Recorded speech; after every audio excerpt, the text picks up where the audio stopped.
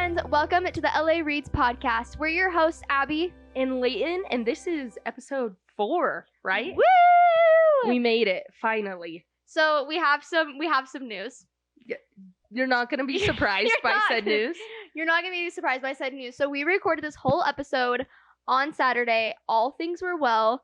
Yes. I go to edit the podcast Sunday, which was yesterday. Sound destroyed. Not there. There was a weird buzzing sound. I don't know. Something was misconnected. Something was wrong.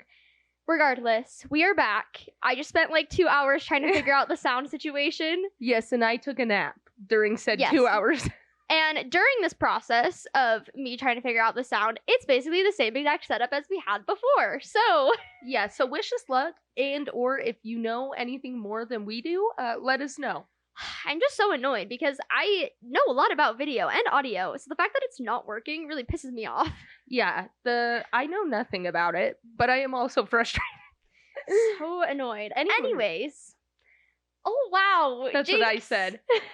You go. Go us. Okay.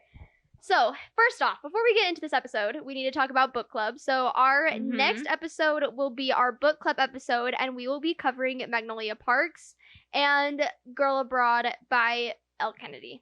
Yes, and if you have any thoughts, you can go to our Instagram bio.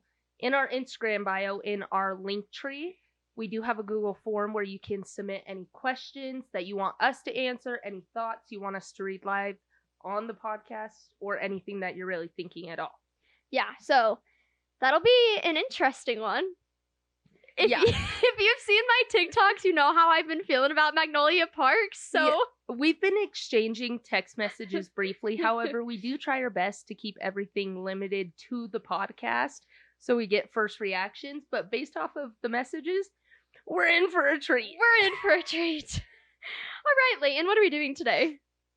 Okay, well, do you want to start with what we've been reading? Oh, yeah, I forgot. We'll make it speedy. Okay, so I'm basing it off of what I've read since. Yeah, so, love it. What I can remember. So last week I read A Fate Inked in Blood, yes, which was a new adult romantasy book. It was fine. Love that whatever. For you. Yeah, that one was fine. And then I tried to read Magnolia Parks, which was unfortunate to say the very least. Yes, something. And then I attempted to read Powerless for this episode. Didn't finish. Okay, so we've been on a roll, as I can see. On a roll. However, on Sunday, I sat down and I read Reckless from the Chestnut Spring series. Theo Silva? That man, I would happily climb that man like a tree. Yes, I actually am obsessed with that book because it has the pregnancy trope in it, and I am not a pregnancy trope kind of girl. So good. Unless Theo Silva is the dad. It's so good. So, anyways, I read that, and so then last night started Hopeless. I stayed up way too late reading that. Yes. And I started Girl Abroad. So, we have our feet dipped into a couple of books currently. Currently reading 10 books at once. Oh my gosh. Do you see Jolie on TikTok will post these are all the books I'm currently reading, and it's 16 of them, and I'm like, girl, how? Yeah, I don't have the mental capacity to juggle that many books at one time. No. All right, what did you read this week? Do you remember? Yeah, there's definitely things I'm supposed to be reading. However, it just so happens that whenever I'm supposed to be reading something, I pick up something else. So, for example, yes, I should have been reading Powerless. Was I? No, I was not. I did get through almost all of Powerless, but the last little bit I did not finish prior to this episode. However, we both read it in January, so it was just a brush up. But I did pick up a series. It's a mafia romance. That's right. I forgot. It's called The Harley Quinn Crew. The first one is called Sinner's Playground, and it's by the Twisted Sisters who write Zodiac Academy. If you've read Zodiac Academy, you know what kind of treat I was in for. It's something. It's entertainment, to say the least. However, I picked it up thinking there's one book. There's actually 6. So now I'm on book 5. And I'm like, oh, I don't know what I'm doing. But I also read Crown of Midnight, and I will be starting Airfire here pretty soon. Oh, for our reread. See, those are definitely on the to-do list for the SJM stuff because we are starting to do our SJM episodes in 2 weeks. Like, we'll start filming them in 2 weeks. They'll start being posted in 3 weeks. Mm-hmm. Anyways, and I am unprepared, to say the very least. I need to get on that one.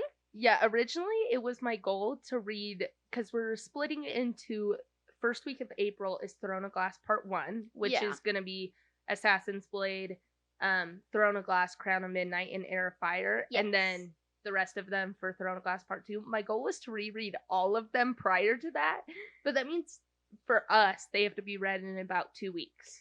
And I want to do the tandem read too, because I've never done it. Yes. And I'm like, oh, we might be doing some skimming. I just reread the books not that long ago, but we may be doing some skimming. Yes, we may be doing some audio for me. Oh, yes. They're so expensive. 1.7 speed. Yes. The audio is working, though. Okay, slay the house down. All right, Leighton, what are we doing this episode? Okay, this episode, I have been looking forward to it quite a bit because if you watched our last episode, you know this was a 5-star read for me. Yes. But today we are going to be doing our deep dive into Powerless by Lauren Roberts. I'm actually I was thinking about this because I know that we already recorded this and have, like, talked about everything, but I'm kind of glad that we're doing this a few days later instead of, like, re-recording, like, immediately after, because I don't even remember half the things we said. Yes, I was browsing my notes, and I was like, I took really detailed notes when I was reading. Yes. But the minute we stopped recording, out the window. Yeah. So it's, like, brand new. Exactly. So this is feeling good. So far, so good. Anyways, you start. What are your first initial thoughts? Wait, I have a question for you to start. Oh, no. Which is a similar question, but I want to know because I believe last episode you said this was about a 4.5 star read for you. On your second reread or your skim through, would you still rate it the same? I think it's hard because I haven't finished my reread of it yet, so I don't know. And I know that there's a couple things that are coming that I don't really love. Mm-hmm. But I wouldn't say that it's a 5-star read. But it's definitely like a 4.5. Like, it's very, very good. Yes. And I think it has a lot of potential. And I love her writing style. Her writing style is my favorite.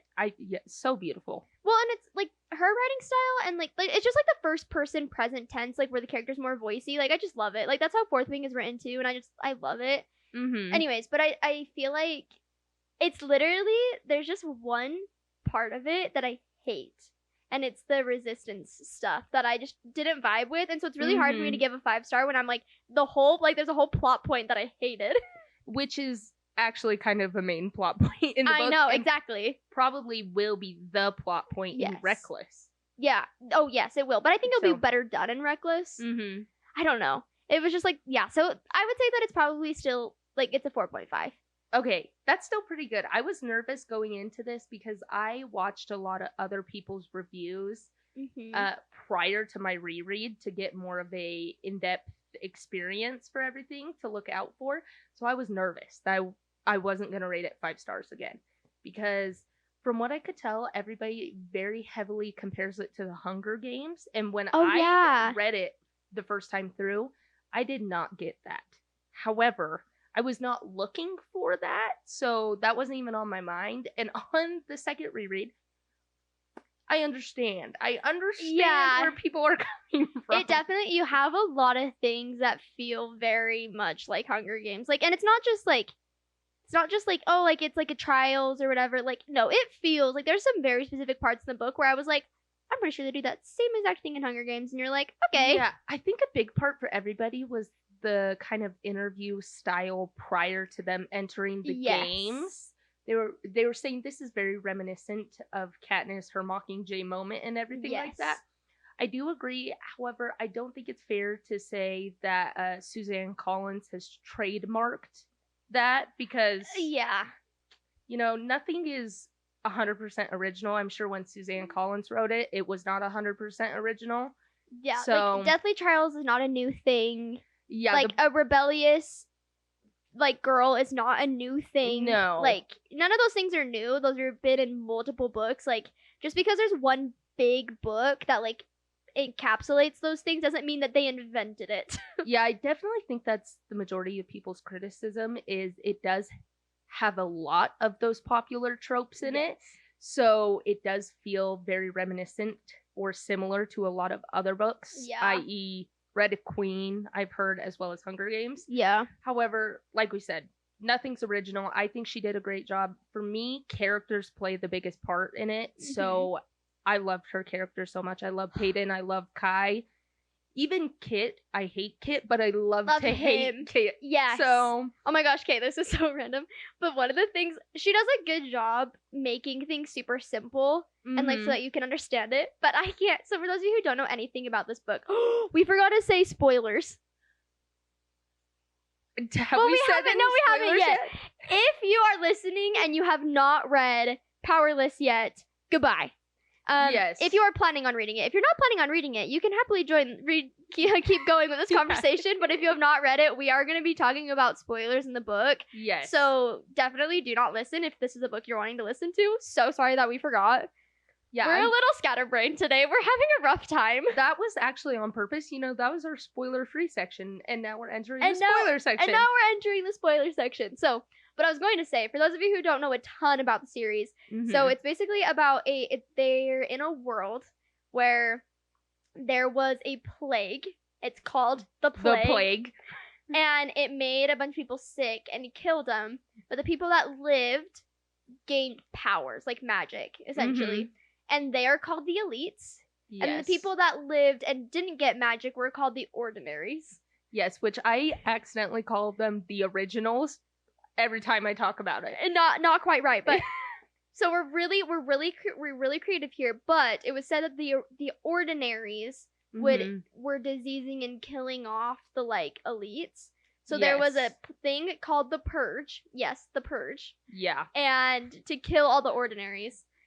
Anyways, so I love her style of writing because it is very simple, but at the same time, I'm like, we can come up with better names for things.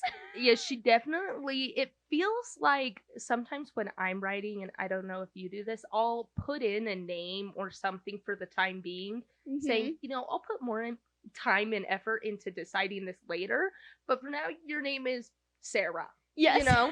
I don't care. Like the most like generic like situation you can think of. For, yeah, like, and it feels like maybe she meant to circle back and come up with something else and forgot to, and then was like, you know, let's rock and roll. Let's go with it. Yeah, no, that was definitely what it felt like. So it was just kind of, that's the one part too where I think is kind of weird. I'm like, wow, we were unoriginal with some of those names, but that's okay. Yeah, you know, it gets the job done. It's fine. Okay. We have to cross this bridge first. Kai Azar. I love him. I'm not gonna lie. I think he's one of my new favorite book boyfriends. I think same. If I had to compare him to anybody, I don't know about you guys, but Kai Azar and Aaron Warner, same vibes. Really? Do you disagree? I do disagree because I feel like Aaron Warner is more like morally gray, and I don't think Kai is morally gray at all.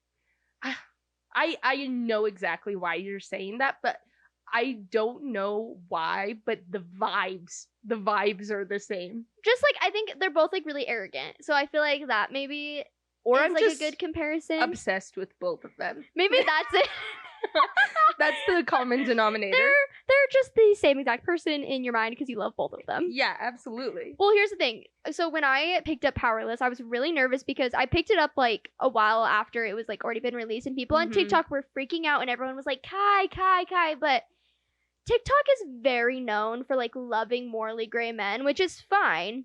Yeah. But I had like been going on a roll of like 6 months of like only reading fantasy books where like the main character is morally gray, even romance books, and I was like, wow, we really couldn't come up with anything else. So I was like, I'm gonna pick up this book and it's gonna be another morally gray man, whatever, because that's the only thing that Book Talk is obsessed with.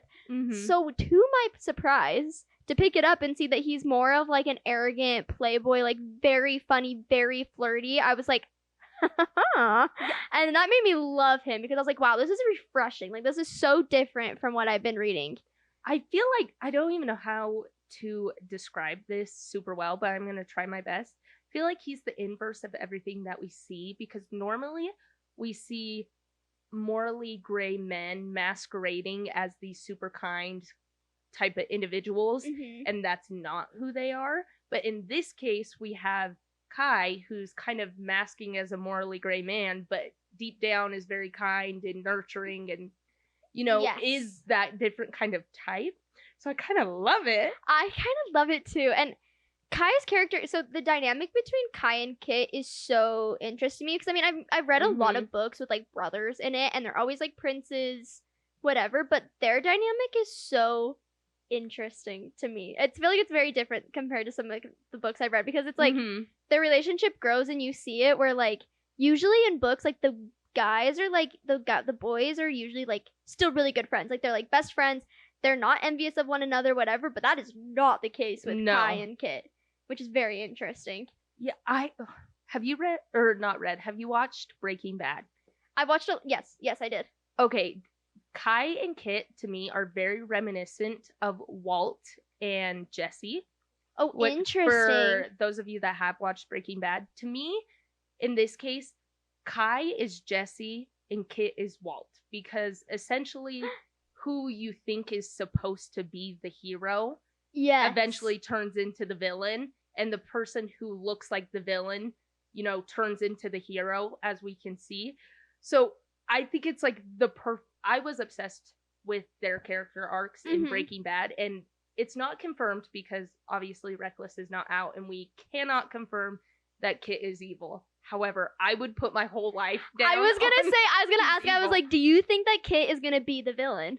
Oh, 100%. I think he's gonna turn into exactly what his dad was. Oh, okay. Here was the thing that got me. So in my first read, I was like honestly kind of conflicted. I was like, I like both of them, and I think Kit's really sweet. And then the ending, I was like, holy frick, like this is kind of crazy.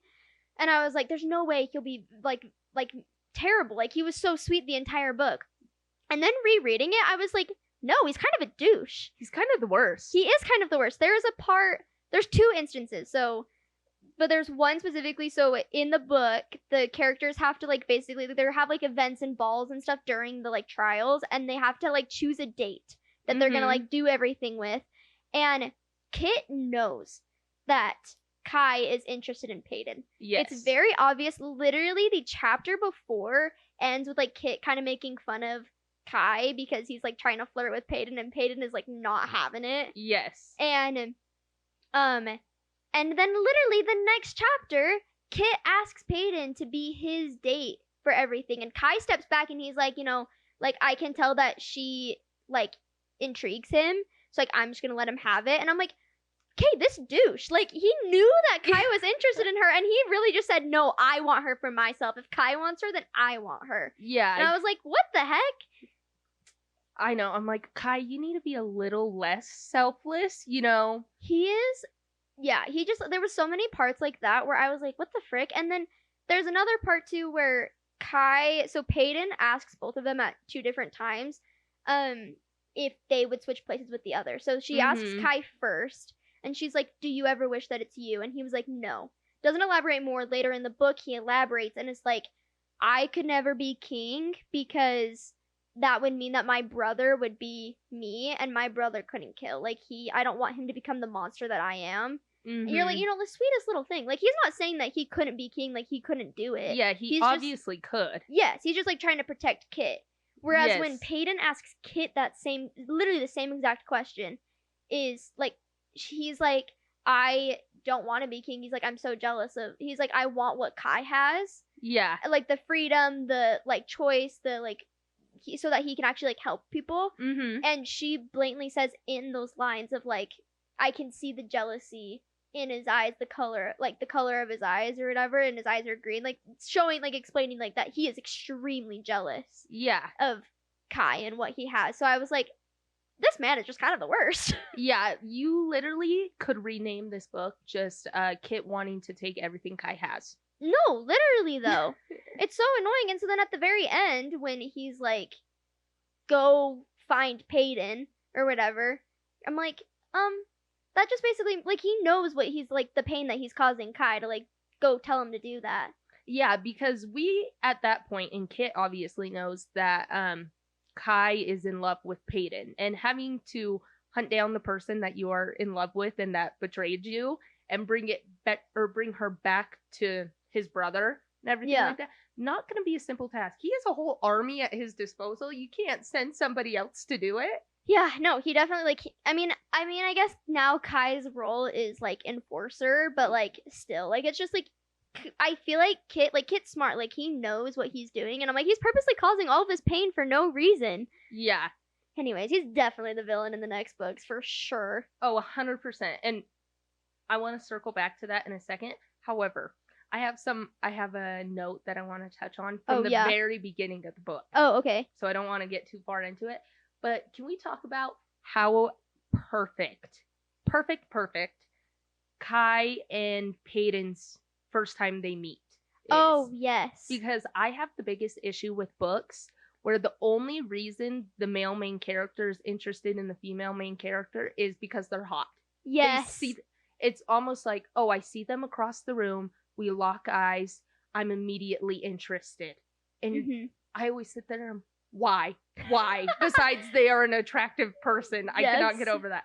However, I think she does a great job establishing several reasons as to why Kai should even care about Peyton. The first thing is they run into each other. Obviously, we know Kai's powers is he can steal other people's powers, so he can sense what other people's powers are.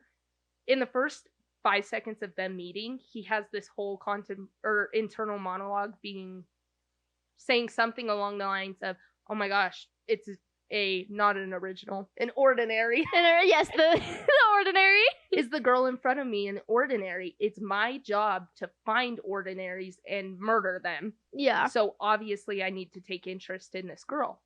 Then a few minutes later, she steals from him. Him, the future enforcer, nobody can steal from him but her. So he's like, oh my gosh, she may be an ordinary. She's also sly as sheet, obsessed. Yes. Then she saves him from a silencer, saves his life without using any powers. Then he interrogates her, and she has that kind of dialogue with him where she realizes he has sand on his shoes and talks to him and says, oh, you've been to the Scorches, you banished somebody today. He's like, oh my gosh, she knows all my secrets. Yes. Like, these are 4 legitimate reasons as to why he should be concerned and have his eye out for Peyton the entire book. And so their dynamic, I love it because it makes so much sense. It's not even like the author's forcing them together. It just logistically makes sense. Yes. Also, this is like the cutest part too. So I will say that sometimes, like, I just sometimes just like YA romance in like fantasy or in romance more because you can't just like fall back on like smut. Like you can't like fall back on just like, oh, like I want to have sex with them. Like you can't say that in YA books. You have to kind of like build up more tension to like be able to satisfy the reader still, and like us still enjoy like reading a the romance part. And I feel like she does such a good job of like, I mean, the banter is top notch. Like the top notch from the beginning, the banter is like unreal. But I'm like, because you can't fall back on that, I feel like she did a really good job of like building and like making things like very exciting for the reader. And there's a part when they meet, so it switches back and forth the very beginning of them meeting, and like it kind of overlaps a little bit those chapters. So it's Peyton first when she like goes and tries and steals from him and like runs into him, and there's a single line that's like, I met his gaze, and she's like, I was looking into like the darkest of storms or something like that, and like she describes his eyes as like a storm. And then when it switches to his perspective, it's the same exact lineup, and he says it's the same exact format like in the chapters, and he's like, I meet her gaze, I'm staring at the deepest ocean, and you're like, very poetic. You're like, both of them had these like same interactions, and it's like that to me, I'm like, ooh, that makes me so giddy and like so happy.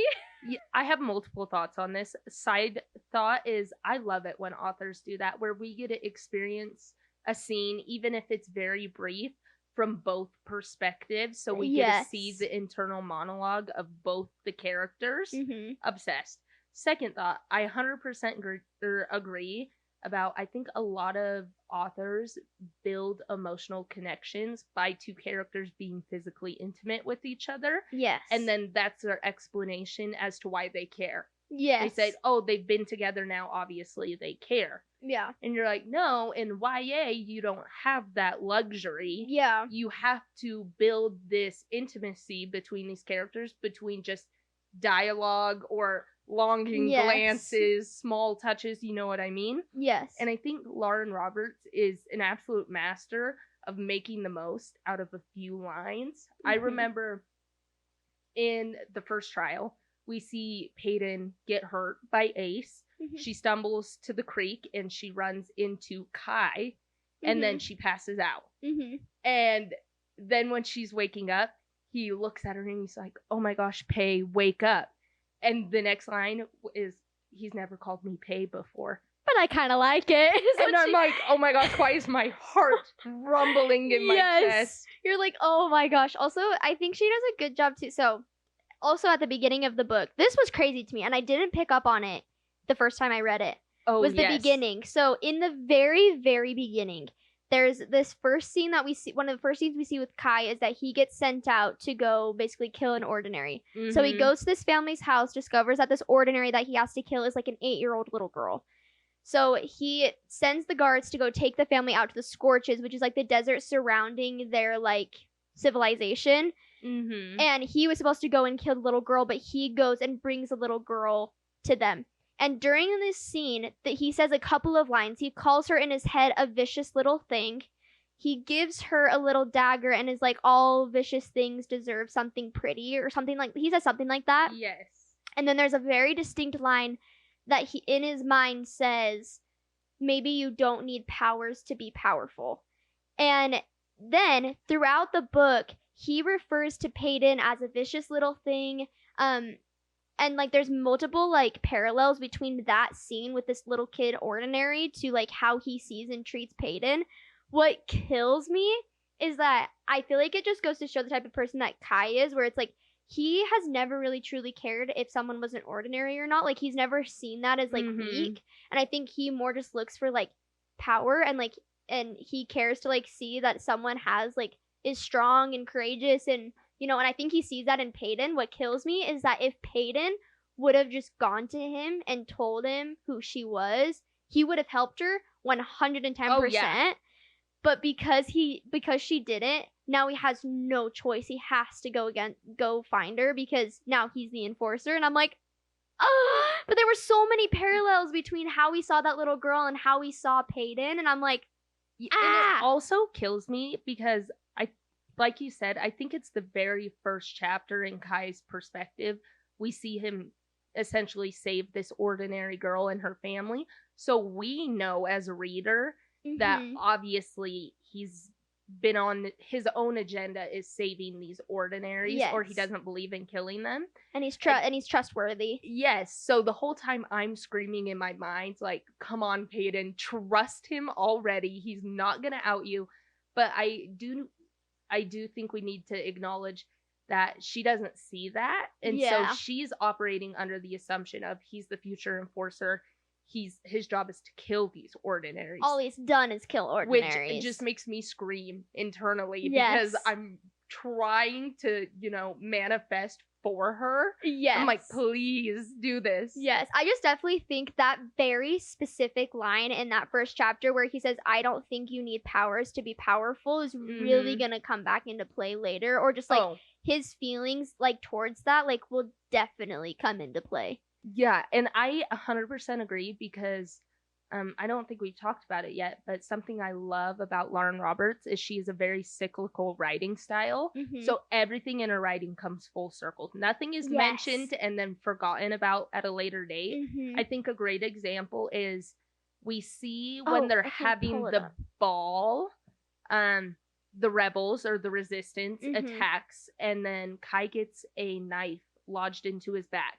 And when Peyton approaches him, he says something along the lines. I have it if you want me to read it. Oh my gosh, yes. Abby, read it.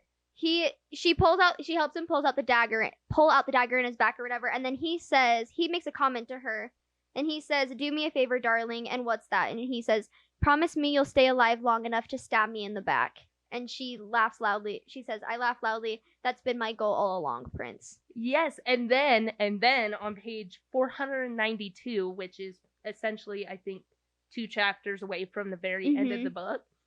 We see her, she's murdered his father at this point. Kai is caught up to her, and he's letting her go, essentially saying, I'm going to let you go now. However, I'm going to come after you. I'm just giving you a head start. And he says, at least you kept your promise.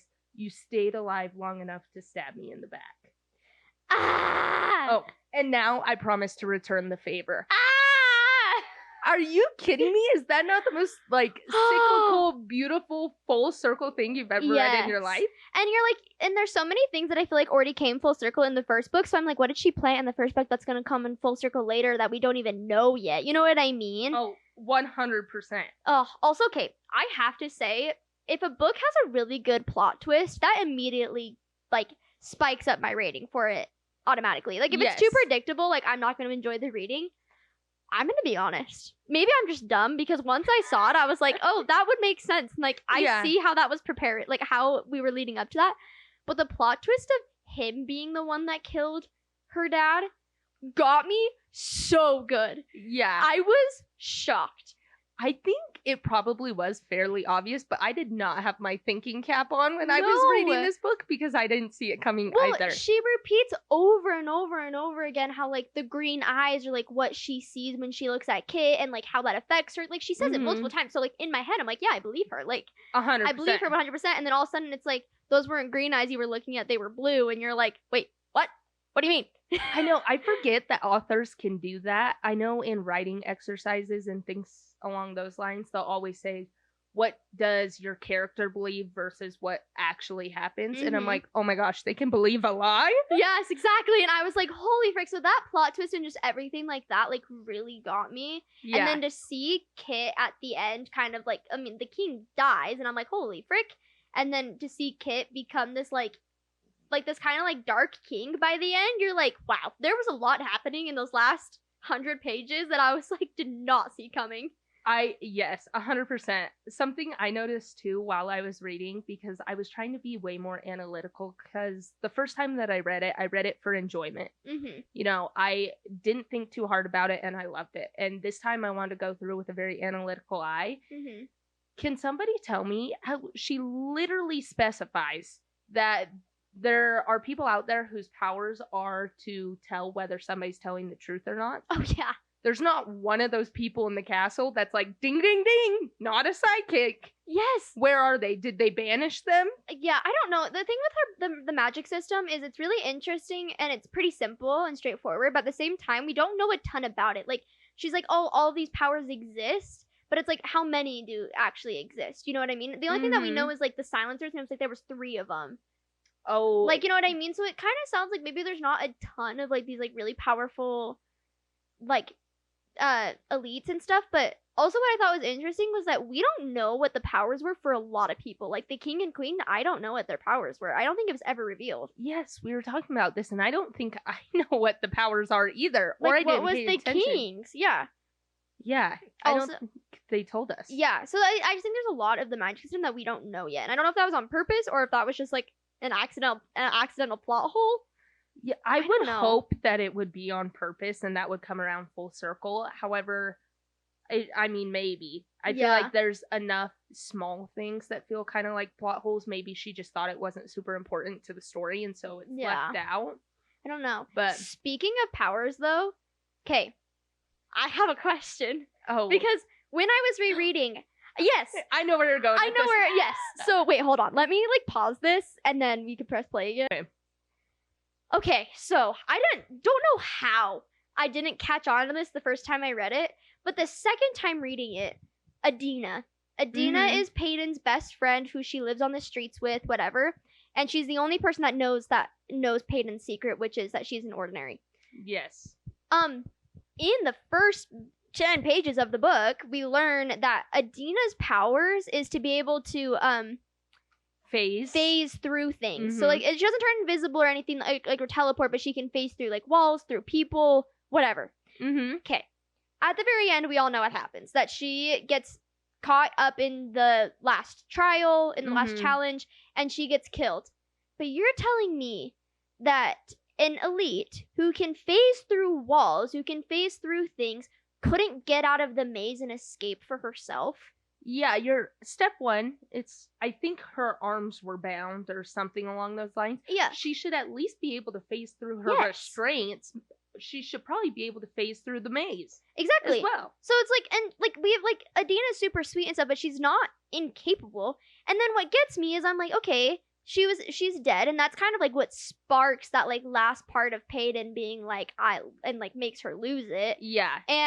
But then Lauren Roberts comes out and is like, Powerful is going to be a new novella, and it's about Adina. And it's about Adina during that time, like during the trials. And I'm like, okay, one, if she really is dead, that's going to be a heart ripper. Yeah. Like, you know how it's going to end. But you're telling me that you just wrote a novella about a character that's dead?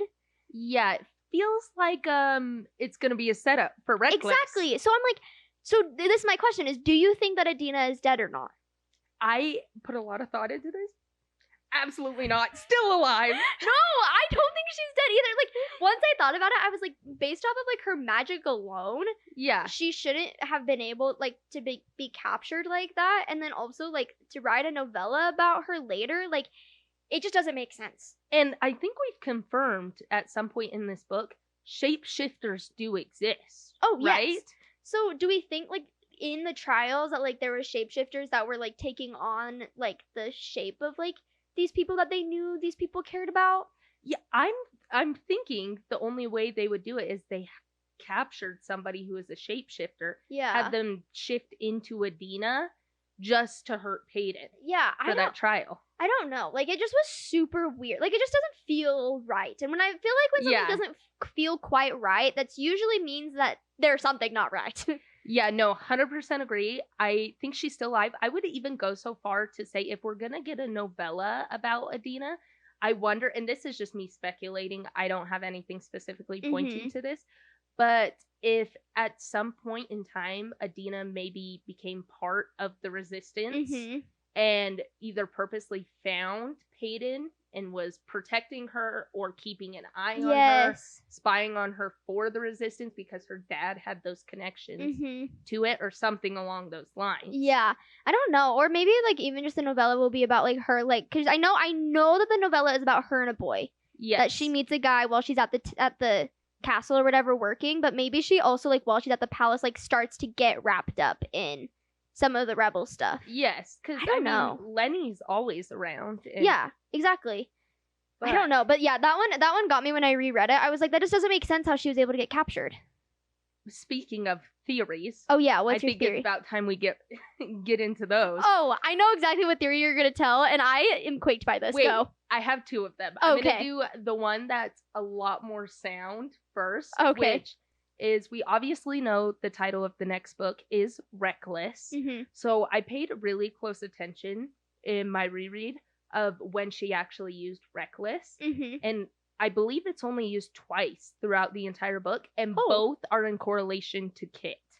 Both of them say something along the lines of, oh my gosh, Kit, this boy makes me so reckless, or something like that. Okay. So I think it only makes sense. For a second, I thought maybe she would get rid of Kai's POV entirely and just have a Peyton Kit book. But I don't think that's going to happen. I do think we're going to get Kit's POV in the rotation. So now we're going to have 3 points of view. That would make sense. In this next book. And I'm so excited because we both agree we think he's evil. And I think the very first chapter of Reckless from Kit's POV is we're going to find out that everything he's been doing, how kind he is, how nurturing he's been doing, all of facade. Oh. Not real. I think that the only way she's going to be able to convince the reader that he truly is evil is if we get a good glimpse into what's going on in his head.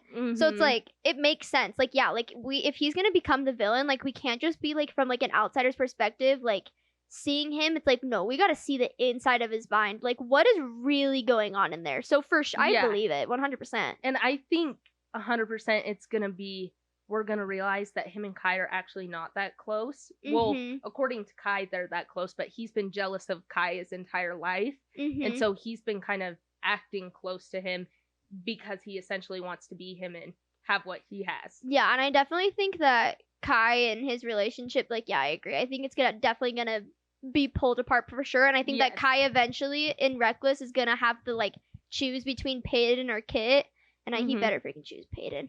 Yeah. On to my second theory. This is Yes. the one that is just absolutely bonkers because But I love it. was doing some research prior to this, looking into some of the interviews Lauren Roberts has done. Mm-hmm. And on one of the interviews, they asked her, "What's your favorite trope?" And her answer was forced marriage. So forced But marriage. not even like marriage of convenience, like No. forced Forced marriage. marriage. And I was like, oh, this brings something to my mind. And she confirmed that Kai and Peyton are going to be reunited in Reckless, but it's going to be a forced proximity situation. So in my head, it only makes sense. Kit is going to force Peyton.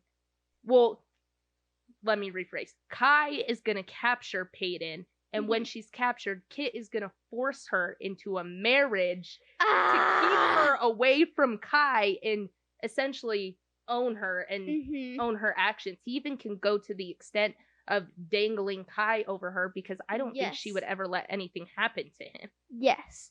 Well, I definitely think that.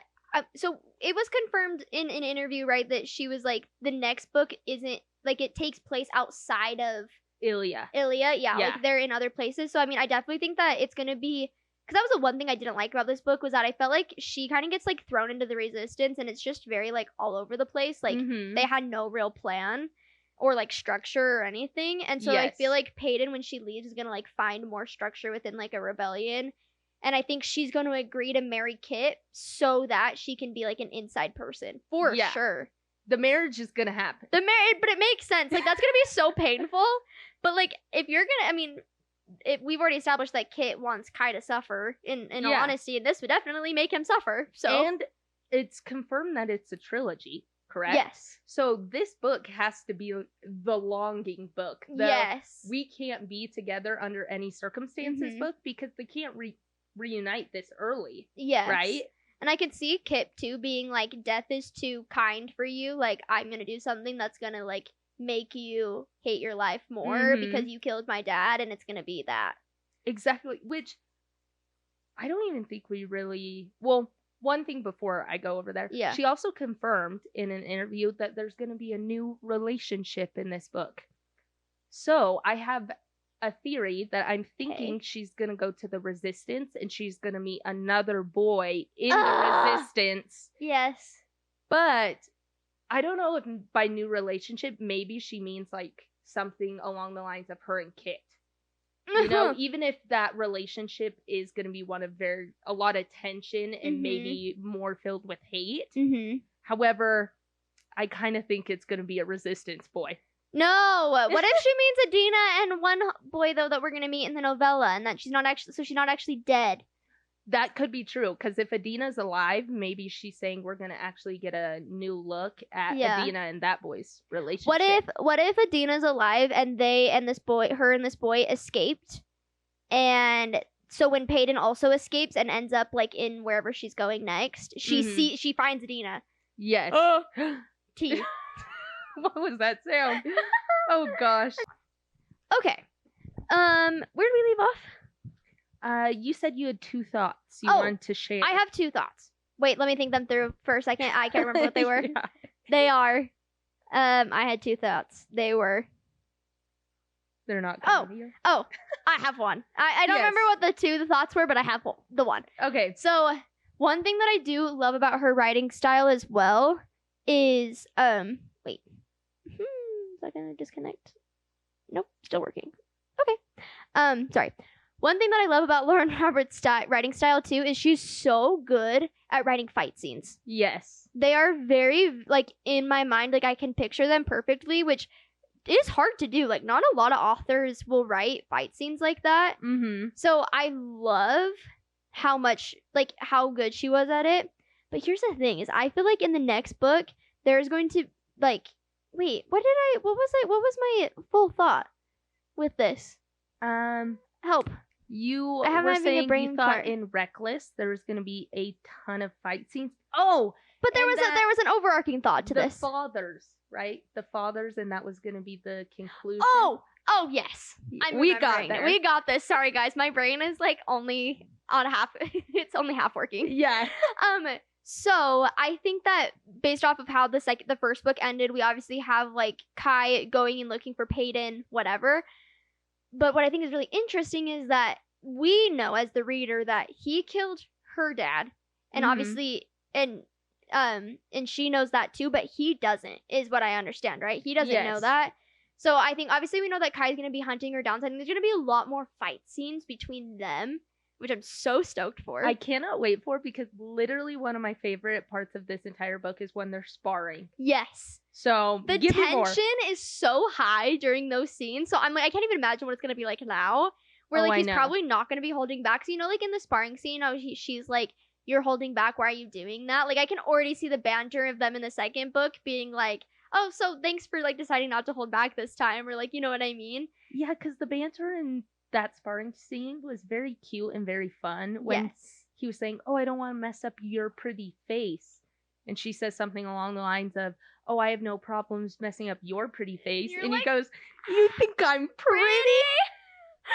Stop. But now it's gonna be like, "I'm gonna kill you." Yeah, I have to kill you. Anyways, so I'm like, I think there'll be a lot more scenes like that, or there'll be a couple more. But I think what's gonna like break Kai completely is I can just already picture it in my head where there's gonna be a fight scene and he's gonna be like, "I have to kill you. You killed my father," and then she's just gonna finally snap and be like, "Well, you killed my father first," or something like that. Bars. Like there's gonna be something like that where like she's just gonna finally snap and be like, "Well, you killed my dad first," and it's gonna be like Kai's like moment break. Like, I can't keep following Kai anymore. Like, I can't keep doing this. I can't keep hunting you down. Anyway, yeah, I don't know, but I can picture it so well in my head that happening. I know. Well, I'm also very intrigued by this situation because we know Kai did not have a good relationship with his father. Yeah, he didn't like his dad. So almost, I feel like her killing his dad is less about his dad actually being dead and more about the betrayal of it all. So I think figuring that out is going to be a big moment for him because it's almost going to feel like he did the exact same thing to her that she did to him. Yeah. So his point is now null and void. Yes. They're even. Yeah, it's like they're like basically even, but like he doesn't know that yet. Anyways, also the one point that you made too that I didn't catch on to was that she left her dagger behind. Oh, yes. So she, if I remember correctly, she throws the dagger, I think. I can't remember. I don't know. And it hits him in the chest, and then she sees Kai running out, and she runs away, and she leaves the dagger buried in his chest, which, by the way, if you don't remember, the cover of Powerless is the dagger. Yes. So in my head, I'm thinking this has to have some sort of significance, even if it's smaller in the sense that Kai holds on to the dagger the entire time that he's hunting her. Mm-hmm. Or I even think it could be something that we know the dagger was her father's prior, and he was all intertwined with the resistance. So I'm thinking there's got to be some sort of code or inscription or something inside the dagger, or something that's going to point her in the direction that she needs to be. Yeah. But it's important. If it's on the cover, it's important. It's important. And also, we've already established that Lauren Roberts is very good at making things come full circle. So, like, there's a purpose for Kai now having that dagger. Yes. So, I don't know. I'm so excited for the next book. I feel like it's just going to be so crazy. Yeah, we're going to have to reevaluate after Powerful comes out. And we get Adina's backstory to everything because she kept that very vague. She doesn't say at any point in the book what Adina was doing. No, literally nothing. She gives us nothing, so I'm very excited for the novella. Yeah, I think it pretty much consists of how was Lou Alley, and she's like, "Oh, the huge." The huge. That's it. You're like nothing more? Okay. Yeah. We don't even get a sniff. Like, we don't even recognize that she's, like, talking to a boy during that time. At all. So. Also, one last thought. With you saying she does a really great job writing fight scenes, I think that's so important because I remember when I was reading Fourth Wing, if you remember the gauntlet, couldn't picture it. Had no idea what that entire thing was. But at no point in time did I ever feel like I was feeling that in this book. I knew what everything was. I knew exactly what was happening. Yeah. I did not have to use my imagination too much. Yeah, well, and it just didn't like hurt my brain to think about it, which I'm honestly so excited for Reckless too, because she just posted a video like a couple of days ago where she was like, I'm super excited for you guys to read Powerful and Reckless because I feel like my like writing style has like matured and grown a lot, and I'm like, you're telling me it's gonna be better? Yeah, you I'm like, stop. Oh, frick yeah. I have one more question. One very last question before we end this podcast episode, and it's, do we think Peyton is going to remain powerless in Reckless? Okay, and this was my thought, is I was like, I could see the like appeal as like an author to like make her have powers somehow. Mm-hmm. But to me, I'm like, keep her powerless. Yeah. I think the whole point, and maybe that's gonna be the like whole wraparound circle moment, is that line from Kai that's like, you don't need powers to be powerful. And it's like, I don't think Peyton has come to that conclusion for herself yet. Mm-mm. And so I feel like it would be a waste for her to like go through all of this just to then also have powers by the end. You know what I mean? I think it would betray her character arc completely. Yes. Because the whole reason she's thriving in this book and in this scenario, and why we care so much about her, is she's an ordinary hanging with all the elites because she's a great fighter. She's a lot more quick-witted. Her mind is her power. So turning the tables and saying, oh, by the way, she also has powers. No. I think there's more power in her character arc to not give her powers and for her to find power in other ways. Like, for her to become an amazing leader. And like, I think it's going to also be very important, which maybe, you know, if the forced marriage thing with Kit is real, maybe the reason why is that it's like a symbol of like joining the ordinaries with the elites. I don't know. Or, this was my final thought, was that Kai, really at the end of the day, there's so many moments in the book where Kai is more of a king than Kit.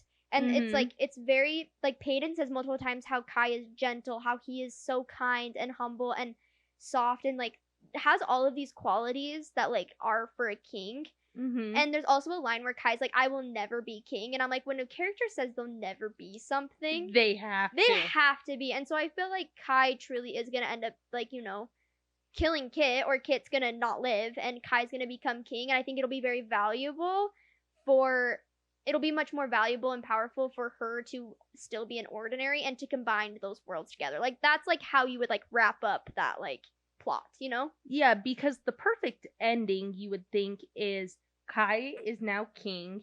He's married to Peyton. It's out in the open that Peyton is an ordinary. So now we have this united front of ordinaries and elites. And we realize that the plague is real, but the fact that they think ordinaries are diseased and they're gonna, you know, diminish the elite's power is not a real thing. Yeah, no. So I don't know. I think there's a lot more. I think giving her powers would be honestly kind of like just the cheap way out of it. Yeah, and I'm so fearful. I know you haven't read Twilight, but if you've seen the Twilight movies, we know Bella is a shield of sorts, and the reason that Edward can't read her mind is because her power is kind of, she can block him out.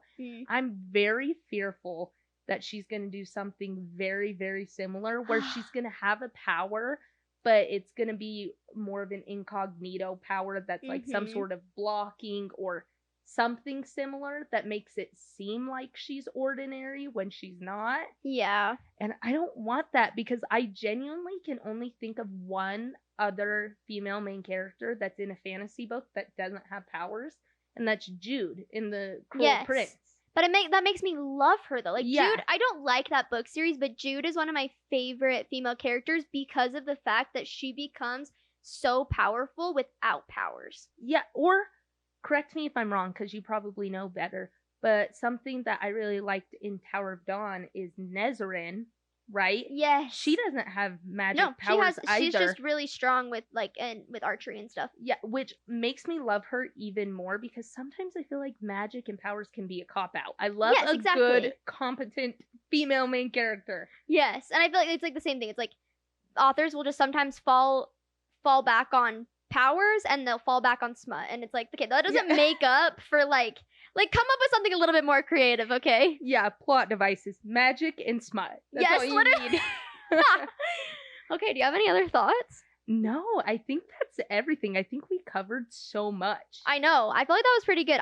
We were talking about this for a second where you had said you tried to look up theories and stuff on TikTok, and no one's really come up with theories at all. No, nobody's been doing deep dives and having all these theories. So I know our theories may be out there. Yeah. But at least they're there. I hope we made you proud, Lord, if you ever listen to this. Yes, please. Oh my gosh, that would be a dream come true. I would scream and probably cry. Everybody, if she knew I existed, unwell. Yeah, if we post anything on TikTok, everybody tag her. Make sure that she sees it. Yes.